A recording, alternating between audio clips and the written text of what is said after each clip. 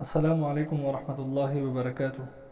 ناظرین، انشاءاللہ آج اس ویڈیو میں 5ویں شب قدر یعنی 29ویں شب کا ایک وظیفہ سیکھیں گے۔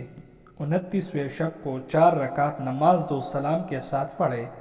ہر رکعت میں بعد سورۃ الفاتحہ، سورۃ القدر ایک بار اور سورۃ الاخلاص 3 مرتبہ پڑھے۔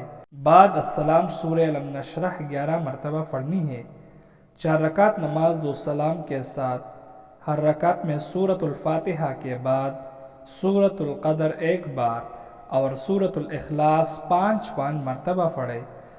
بعد سلام درود شریف 25 مرتبہ پڑھے۔